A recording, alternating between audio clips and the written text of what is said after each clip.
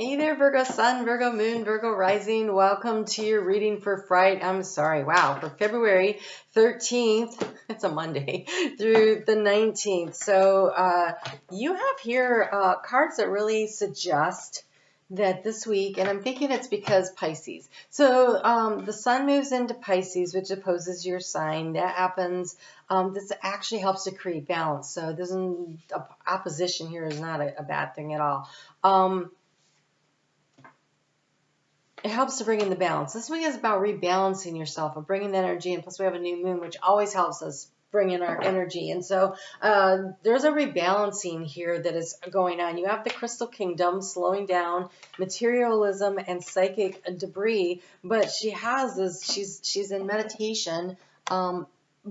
It's really hard to see. But there's that flower. That's the seed. It's the flower of life. It's the flower of life. Something's growing. There's something that is moving along. But you have here, look for the signs, the philosophical discussion, and the superficial. I feel like spirit, and this has that yin and the yang on again, so it's about being in balance. I feel like spirit is bringing you something really important. It's going to shift the way you look at things. And so there's a need to slow down and accept the messages. You have here overall energy of the Tower, so do not freak out, because what I love about it is this lightning bolt it's hitting this tree. Talk about clearing debris, right? Here it's in the water. And so it's already not okay. It's already dead. It's being struck by lightning because it's in the water. That would attract that. But that's the emotional waters in the storm. And so it is clearing out something, something that is in your emotional body that is that's already done. And so number 16, that's a 7. That's spiritually divinely guided. When it is the 7, and this year is the year of the 7. When it is the 7, it's the Chariot, and that is you move something, you change something through your own willpower. But when it's the Tower, this is spirit going, okay, we gotcha. We're clearing it out. So look for the signs along the way that set you free. That set you free and on a new trajectory. Do not let this Tower freak you out. Instead, be grateful that spirit is clearing something out for you, because you have some beautiful cards here. You are supposed to definitely be focusing on the joy and, what did I say, bringing yourself into balance. Look, the card I just turned over here, this is what you anchor your energy into. It is the 6 of Pentacles. It is bringing things back into balance. And so whatever, and oh gosh, this is a nice thing here. You've been focusing on this 5 of Pentacles, and you're being asked to bring it into balance, the 6 of Pentacles, by actually letting spirit. You have the 4 here too. Look at that, 4, 5, 6. Okay, the 4 in the heart space, trying to cling to something is draining your energy. And it's something where you feel abandoned, a loss, a sense of lack. I want to say it doesn't matter how it's showing up. It is about the energy of lack, of not having. And that is blocking you. And it's blocking the sun. In the area of what is blocking is the sun. And so you're clinging to something, a sense of lack or loss. Whether it's physical, mental, emotional, financial, spiritual. I don't think spiritual is coming through here. Might. Whatever it is, clinging to, telling that story, repeating that story in your head about, I'm not good enough because this happened. I didn't do that right, and so this happened.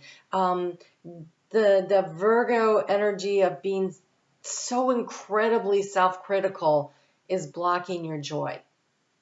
And the thing is, when you recognize you are more than enough, and everything you do is a learning and growth opportunity, and if you were perfection, you wouldn't need to be here, right? You do things and organize things and accomplish things and nurture things and grow things. That is your gift. And you do it better than most. And And when you look at something with a discerning eye, which is great, you look at something, you go, I think I could have, let's just pick a pea plant. I could have grown those peas to be more abundant. What did I do? How did I feed it? What was the lighting? What kind of, and then you do the research. And the next year you plant the peas again, and this year it's better, but you still think it could be better, so you do more research. That's great. That isn't saying, gosh, I can't figure this out. No, it's I'm learning, I'm growing. And that's what they're asking you to remember about yourself. Because here, the key to the situation, we have the sage.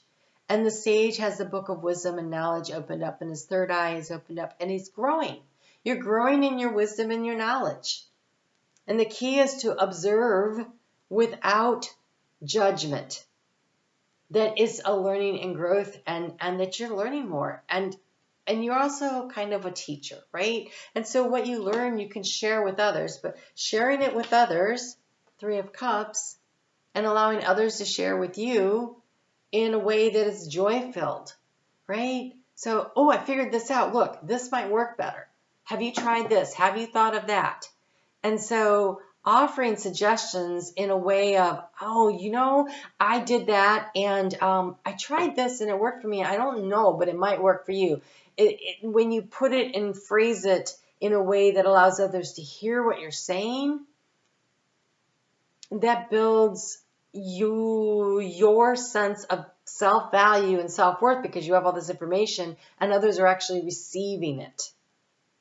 And that brings things into balance. The giving and the receiving in balance, which means you have to be open to allowing others to say to you, oh, I did that once and I tried this and I think it worked pretty well. What do you maybe it's something worth trying, and not taking that as, oh my God, they think I did something wrong, and being hurt by that or offended or mad at yourself. Wow, that's interesting, because you weren't good enough. But instead recognizing that this is a gift that you give someone else when you accept their point of view, their budding wisdom, and you try to apply it. That is a gift you give them. It teaches them how to be a teacher and a leader also. And so it is one way to bring things into balance. You have something really beautiful coming in this week. Really beautiful. And so I really would encourage you to look for the synchronicities that are coming in, right? It says look for the signs.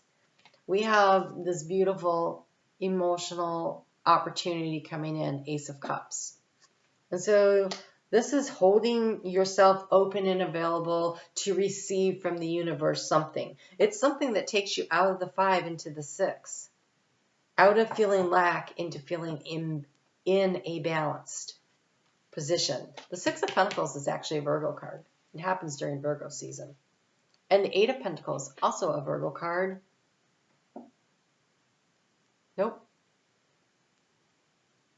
Take that back. It's a Capricorn card. We have the 8 of Pentacles here. This is the self-mastery. This is the self-mastery in the heart space. This is mastering the understanding that what you're doing is you're learning and you're growing. That this is not judgment. This is, I can do that better. Oh, look, if I try this. It's a curiosity. It's a hard work. It is a mastery that comes through repetition and showing up on the daily. And I think in the heart space, this is about being open to receiving information from your spirit guide team. See that third eye there? And also being open to receiving it from others. Because there's something here that fills your cup up with joy when you do that. Because here we have the star in the area around resources, finances, emotional, physical, mental. I think there's like something that comes in and it really clears out some old emotional debris for you that allows you to see that, can't tell what that's supposed to be. That allows you to see things from a different perspective. Really, it feels very freeing. So, on Monday, when the moon is still in Scorpio, And that is an energy of choice and decision for you. Be on the lookout. If something looks too good to be true, it might be, okay? So take things with a grain of salt, but it might be good. So you just, do your research. Then the moon moves into Sagittarius at 8:31 p.m. on Monday. So it's there Tuesday and Wednesday. Very optimistic, great energy on Monday morning for Valentine's Day. I would totally do romantic breakfast in bed and skip the romantic evening out. It has very argumentative energy coming in the evening. And so just try to be on your guard there to not offend or be offended, right? Seek the joy, seek the happiness. On Wednesday, when we have Venus conjuncting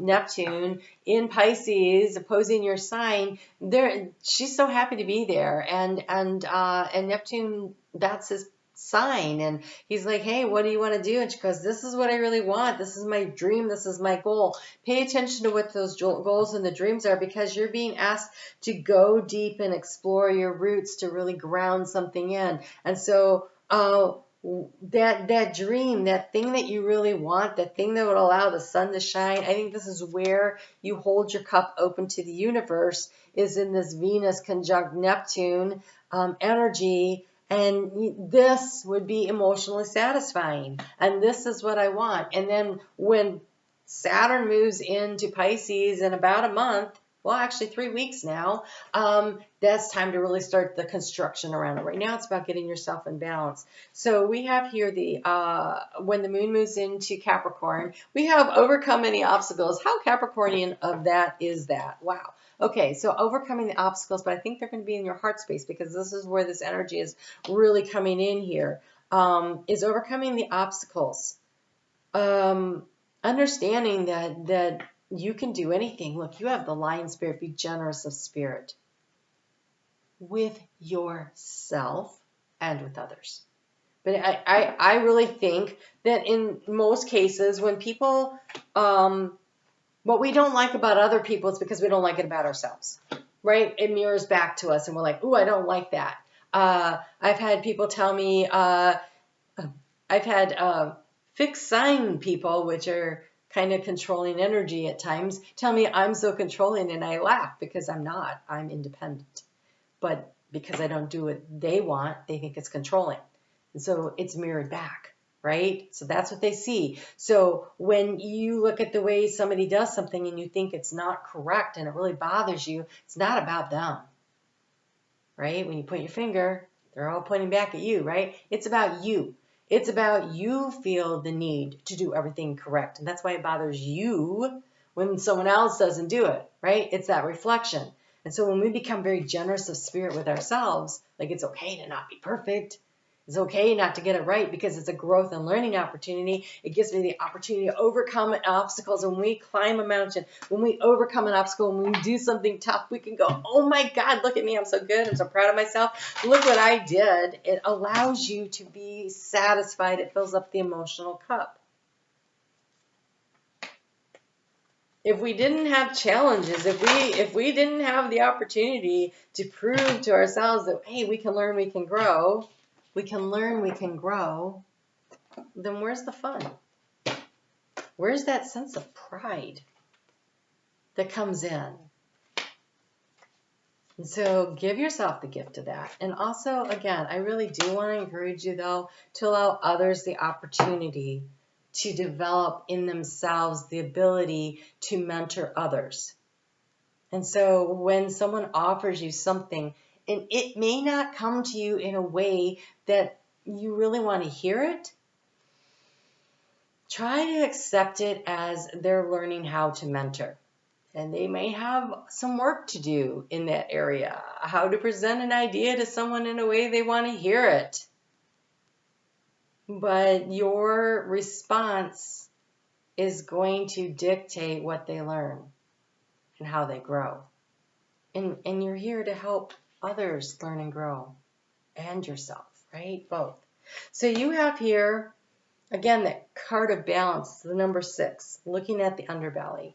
So the moon moves, the moon moves into Aquarius on Saturday morning at 12:25 a.m.